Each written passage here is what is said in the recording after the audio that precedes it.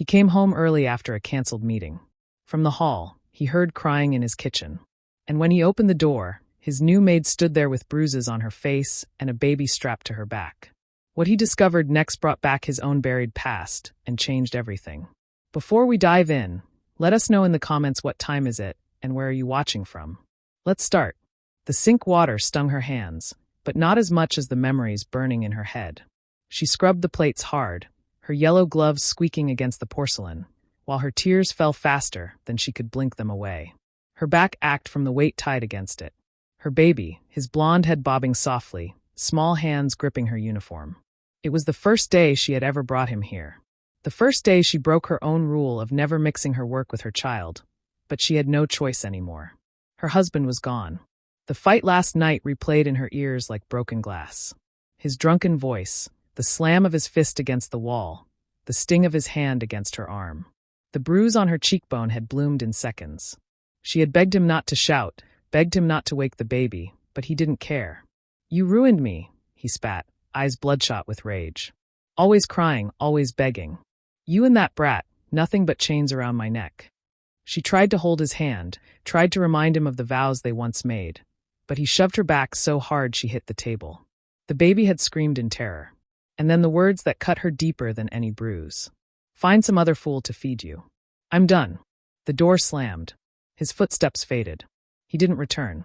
By morning, she was alone with nothing but rent overdue, an empty purse, and a baby too small to understand why his father never came back. That's why he was here now, strapped to her back while she worked. She had no sitter, no neighbor she trusted, no family left to call. Her choices were cruelly simple. Either bring him with her, or leave him to cry alone in their empty room. She couldn't bear the second. Still the shame burned. She was the new maid in this mansion, hired only weeks ago, still under watchful eyes. The other staff had already whispered about her bruises, about her hollow cheeks. Now they would whisper more about the baby clinging to her like a shadow while she scrubbed another family's dishes. Her tears blurred the sink. She tried to choke them back, but the words slipped out, trembling. "I'm sorry, baby. Mama's sorry you have to live like this." The little boy shifted, whining softly. She rocked her shoulders, whispering through cracked lips, "Don't cry. Don't you cry, too. Mama's here. Mama will always be here." But the lie tasted bitter. She wasn't sure how long she could last. She thought of the landlord's threat. "No money by Friday. You're out." She thought of the other maid's cruel laughter. She brings her baby to work like it's a nursery. Does she think she's special? She thought of her husband's last glare before walking away forever. The shame twisted her chest. Her sobs came harder. "I didn't want this. I didn't choose this. Why did you leave us?" She whispered to the ghost of the man she once loved. Her tears fell faster, hitting the gloves, dripping into the soapy water until it overflowed onto the counter. Her bruise throbbed when she wiped her cheek against her shoulder. The sting reminded her of last night, of his grip, of his shove.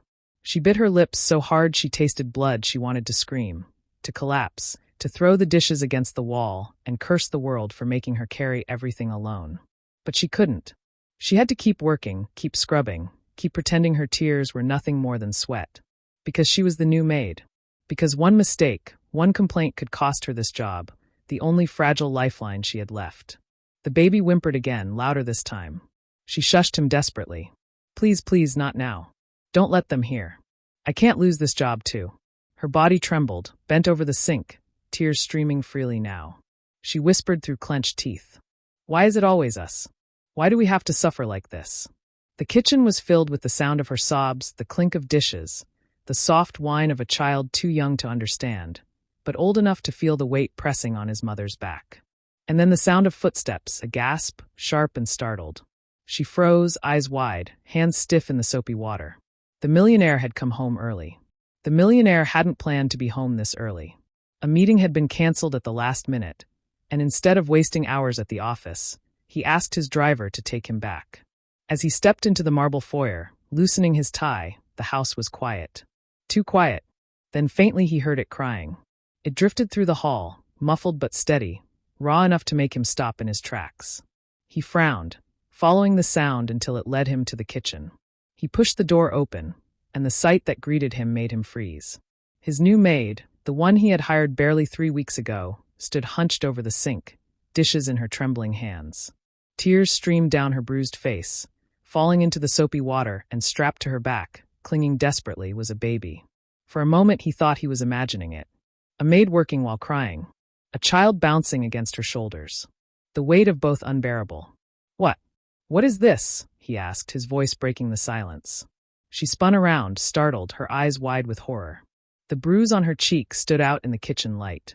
She tried to wipe her face with her sleeve, but it only smeared the tears. The baby whimpered at the sudden movement. "Sir, I'll finish my work," she stammered, her voice cracking. He stepped closer, eyes narrowing on the marks across her face and arms. "Who hurt you?" Her shoulders shook as she shook her head quickly. "Please, sir, don't send me away. I need this job. I'll do better. I'm not asking about the job," he said firmly, his voice rising despite himself. "I'm asking about you.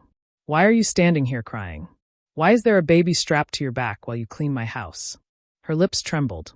She turned her face away, but the truth spilled before she could stop it. "My husband left last night." The words came out strangled, her knees giving way as she sank onto the floor. "He said we were nothing but chains. He took the last money we had.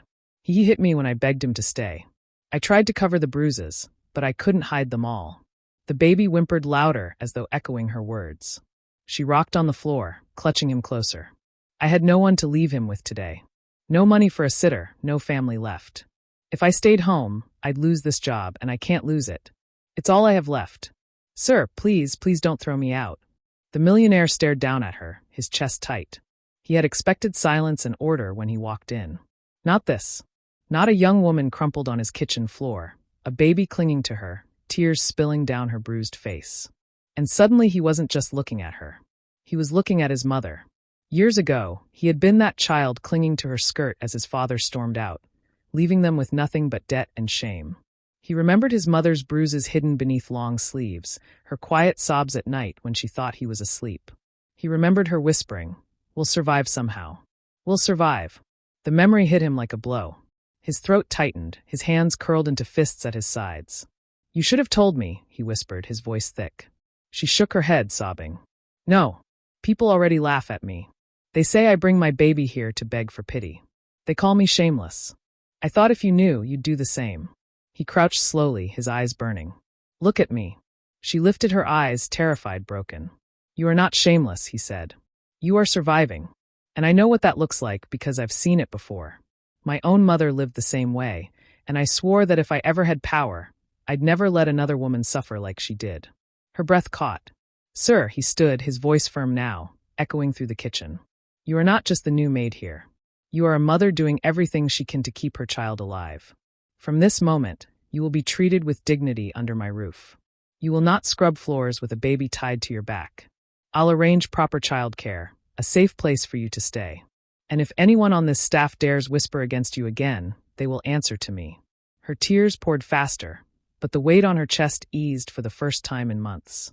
She clutched her son tighter, sobbing, not from humiliation now, but from the shock of kindness. He lowered his voice again. "You've suffered enough. Let me help carry it."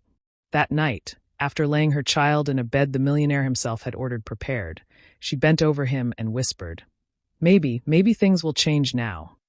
And for the first time in years of struggle, she believed it. If this story touched you, share it with someone who needs to see how kindness can change a life.